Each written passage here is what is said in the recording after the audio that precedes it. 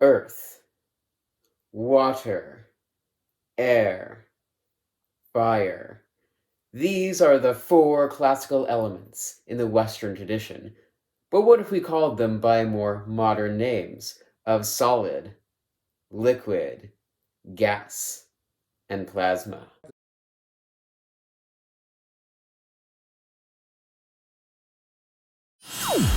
Hi, and welcome to the start of this five-part series on the states of matter. For most of them, we're going to be exploring those four states using water and all its many really weird and quirky properties, because after all, why not study something by studying an aspect of it that has lots and lots of exceptions? But for this video, we're going to instead focus on the history of the idea of these four elements and how it sort of morphed into what we know now. So let's start by going back to ancient Greece, specifically to about the 5th century BCE. That's about 100 years before Plato and Aristotle, who are about to get super important.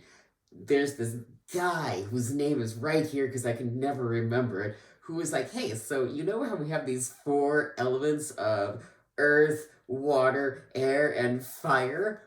Well, what if everything was made out of those? Because the Greeks were always looking for perception or perfection, unlike me apparently, which is why they invented geometry. And he was one of the first ones who said, you know, what if it's a combination of these things that make up everything? Anyway, flash forward 100 years and you have Plato, who's talking about these ideas as though they are perfections and they're in the abstract. If you really want to read something cool about this, look at his allegory of a cave, which I'm not going to go into right now.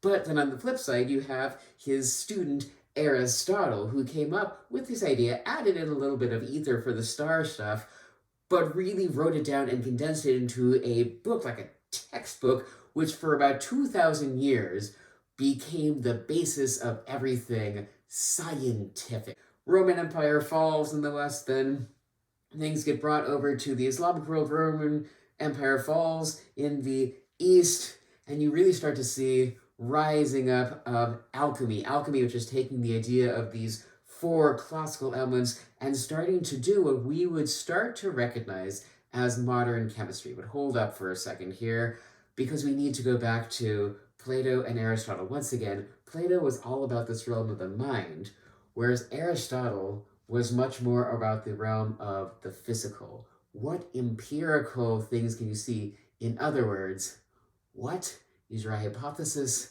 based on what you see, and what kind of thesis can you form from that?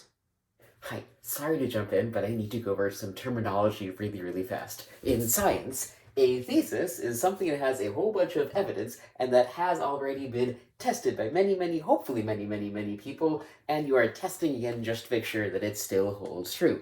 A hypothesis is a guess that you are in the process of testing, which means either of these could be wrong, just this one is less likely to be wrong, and this one, it depends on how your research was beforehand. Back to the video. Now, let's jump back to the Islamic world, where they start taking Aristotle's idea and therefore start making experiments, which then go on, and the experiments eventually lead to the scientific revolution, where we have this gigantic idea of, oh, we can explain everything with this. So let's start looking at these elements. And about the 17th century, we finally get people going, you know, maybe these elements, these building blocks, these atoms, once again, another idea that the ancient Greeks had and used. They just couldn't quite get the exact shape of it, although some of them got really surprisingly close. But that's a story for another time. What if we could actually identify them, and it's not just these four elements? So once again, we dig down and suddenly we start getting pure elements. And this idea that we've had for such a long time of, once again, earth, water, wind, and fire goes away. And by the way, once again, those are just the Western ideas. Once you get to the other side of Persia, you start getting new thoughts about what those ideas, what those elements are. For example, China had three of those, but also had gold and wood, and they weren't exactly building blocks, but they were energies, which once you get into science or changes, it's kind of really cool to think about because I mean, matter and energy are the exact same thing, but kind of getting away from myself. But what does this have to do with the current states of matter? Well, humans like seeing patterns. There's actually no connection that I've been able to find in my brief research between the states of matter and the four classical elements. They just make a nice connection. So then what's the point of the story? Well, our ideas change things and our understandings change and grow. And the understandings we're having right now of how these states of matter work are really expanding and growing. So for this video series, I'm not exactly doing these to really actually explain in a truly scientific way how these things work. While I do have the scientific knowledge, or at least the scientific inquiry to be able to explore those topics, more what I'm interested in is getting you to look at the world in a whole new way, taking that Aristotelian idea that took such a long time had such a long time as the pinnacle of thought, and starting to peel it back and say, okay, what if the core is right, but the details are wrong? Or what if the way I've been looking at this could be changed to really expand my mind to the possibilities of what could be? Just a thought, and I'll see you next time.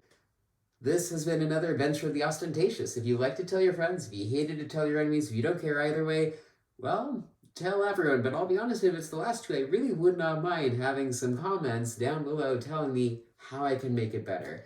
Thank you so much for watching, and I'm so excited to get this video series off the ground.